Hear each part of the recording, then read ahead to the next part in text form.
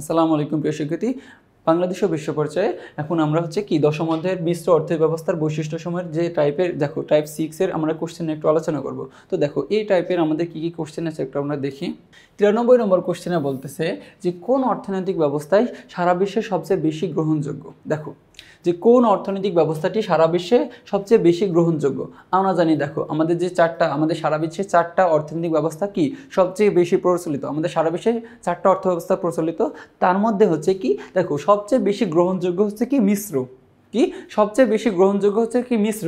দেখো এই মিশ্র অর্থব্যবস্থা আমাদের বাংলাদেশেও প্রচলিত, কি আমাদের বাংলাদেশেও কি অর্থব্যবস্থা প্রচলিত, আমাদের বাংলাদেশে মিশ্র অর্থব্যবস্থা প্রচলিত। আচ্ছা মিশ্র অর্থব্যবস্থা বলতে কি বোঝায়? দেখো এই যে ধনতান্ত্রিক আছে না, এই ধনতান্ত্রিক এবং সমাজতান্ত্রিক অর্থব্যবস্থার সম্মিশ্রণে, দেখো এই দুইটা অর্থব্যবস্থার মিশ্রণে এই দুইটা ব্যবস্থা একত্রে যে অর্থব্যবস্থা গড়ে উঠেছে সেই অর্থব্যবস্থাকে আমরা বলছি কি মিশ্র অর্থব্যবস্থা। কি এই দুইটার সংমিশ্রণে যে অর্থব্যবস্থা গড়ে উঠেছে সেটাকে আমরা বলছি কি মিশ্র অর্থব্যবস্থা। দেখো এই ধনতান্ত্রিকে ছিল কি ব্যক্তি মালিকানাধীন, আর সমাজতান্ত্রিকে ছিল কি যে রাষ্ট্রীয় মালিকানাধীন। তো দেখো এখানে ব্যক্তি মালিকানাধীনও থাকবে, রাষ্ট্রীয় মালিকানাধীন থাকবে, তো দুইটাই থাকবে। তারপরে বলতেছে 94-এ যে ব্যক্তি বা বেসরকারি খাতের প্রাধান্য থাকে কোন অর্থব্যবস্থায়। কি বলতেছে? ব্যক্তি বা বেসরকারি খাতের প্রাধান্য থাকে কোন অর্থব্যবস্থায়। দেখো এখানে আমাদের কি কতে আছে সমাজতান্ত্রিক ইসলামী নাকি সমাজতান্ত্রিক নাকি মিশ্র। দেখো আমরা জানি যে ব্যক্তি এবং বেসরকারি, দেখো এটা হচ্ছে আমরা বললাম একটু আগে যে ব্যক্তিগত উদ্যোগেও এটা পরিচালিত হবে, আবার কি বেসরকারি উদ্যোগেও পরিচালিত হবে। তাহলে কি ব্যক্তিগত এবং বেসরকারি উদ্যোগে পরিচালিত হয় কোন অর্থব্যবস্থায়? আমরা জানি মিশ্র অর্থব্যবস্থায়। এরপরে আমাদের 95 নম্বর কোশ্চেনে কি বলতেছে যে কোন অর্থব্যবস্থায় বাজারে দেখো কোন অর্থব্যবস্থায় বাজারে কোনো দ্রব্যের চাহিদা এবং যোগানের স্বতঃস্ফূর্ত ক্রিয়া বিক্রিয়ার উপর নির্ভর করে ওই দ্রব্যের দাম নির্ধারিত হয়। আমরা জানি দেখো যে মিশ্র অর্থব্যবস্থায়, কোন অর্থব্যবস্থায়? মিশ্র অর্থব্যবস্থায়। দেখো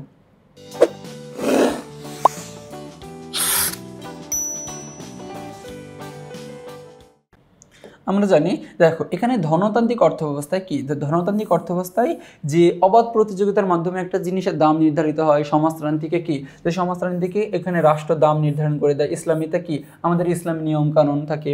আর মিশ্রতে কি থাকে, যে মিশ্রতে কি থাকে দেখো যে এই যে দ্রব্যের চাহিদা এবং যোগানের স্বতঃস্ফূর্ত ক্রিয়া বিক্রিয়ার উপর নির্ভর করে দ্রব্যের দাম নির্ধারিত হয়ে থাকে।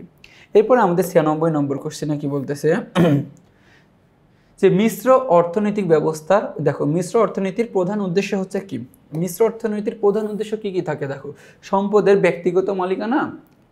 আচ্ছা মিশ্র যেহেতু আমাদের যে ধনতান্ত্রিক এবং সমাজতান্ত্রিক অর্থব্যবস্থার সংমিশ্রণে গড়ে উঠেছে, তাহলে এখানে কি সম্পদের ব্যক্তি মালিকানাধীন থাকবে, সরকারি মালিকানাধীন থাকবে। তো 1 নম্বরে বলতেছে সম্পদের ব্যক্তি মালিকানা, তারপরে 2 নম্বরে বলতেছে সম্পদের সরকারি মালিকানা, নাকি হচ্ছে কি 3 নম্বরে বলতেছে সর্বোচ্চ মুনাফা অর্জন। আমরা জানি দেখো যে মিশ্র অর্থব্যবস্থার কি এই তিনটাই হয়ে থাকে, যে সর্বোচ্চ মুনাফা অর্জনের উদ্দেশ্যই কি এই মিশ্র অর্থব্যবস্থাও গড়ে ওঠে। তাহলে আমরা বলছি কি 1, 2 ও 3 আনসার।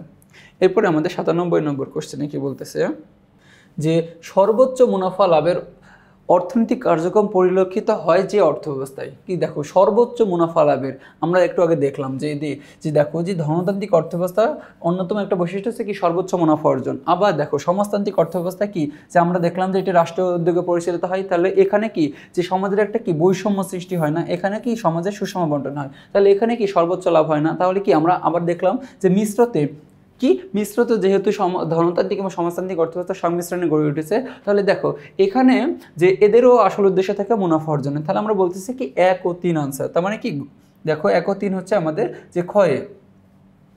এরপরে আমাদের 98 নম্বর কোশ্চেনে বলতেছে যে কোনো স্বাধীন পদক্ষেপ নেওয়া যায় যে পদ্ধতিতে, কি যে কোনো স্বাধীন পদক্ষেপ।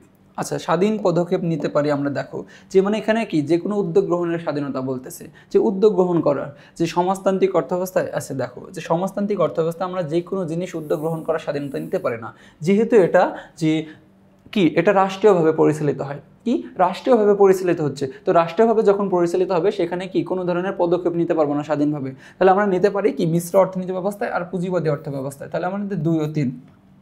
এরপর আমাদের 99 নম্বর কোশ্চেনে কি বলতেছে যে 99 নম্বরে বলতেছে যে মিশ্র অর্থব্যবস্থায় দেখো বলতেছে মিশ্র অর্থব্যবস্থায় কি দেখা যায়, যে সম্পদের সুষ্ঠু বন্টন ঘটে নাকি দেখো সম্পদের কি সুষ্ঠু বন্টন ঘটে। আচ্ছা এখানে যে সম্পদের কোনোভাবে সুষ্ঠু বন্টন ঘটে না, এখানে আমাদের ধনতান্ত্রিক অর্থব্যবস্থা এবং সমাজতান্ত্রিক অর্থব্যবস্থার সংমিশ্রণে যে অর্থব্যবস্থা গড়ে উঠেছে সেটা আমরা বলতেছি মিশ্র। তাহলে কি যে ধনতান্ত্রিকে যেহেতু সুষ্ঠুভাবে বন্টন ঘটে না, তাহলে এখানে সুষ্ঠু বন্টন ঘটবে না, তাহলে এটা হচ্ছে ক্রস। তারপরে আয় বৈষম্য দেখা যায় এখানে কি যে এর যেহেতু এখানে দেখো ব্যক্তিগত উদ্যোগে পরিচালিত হয় এবং আবার হচ্ছে রাষ্ট্রীয় উদ্যোগে পরিচালিত হয়, তাহলে এখানে আয় বৈষম্য দেখা যাবে। তারপরে শ্রমিক শোষণও বিদ্যমান থাকবে এখানে। এখানে কি যে কিছু কিছু জায়গায় দেখো ধনতান্ত্রিক যেহেতু প্রচলিত আছে, তাহলে কি যে শ্রমিক শোষণ অবশ্যই দেখা যাবে। তাহলে কি 2 ও 3। তো দেখো এর মাধ্যমে আমরা কি যে টাইপ 6 এর কি কোশ্চেনগুলো সলভ করে ফেললাম। তো পরবর্তীতে টাইপ 7 নিয়ে দেখাতে হবে। ততক্ষণ পর্যন্ত সুস্থ থেকো, ভালো থেকো, আসসালামু আলাইকুম।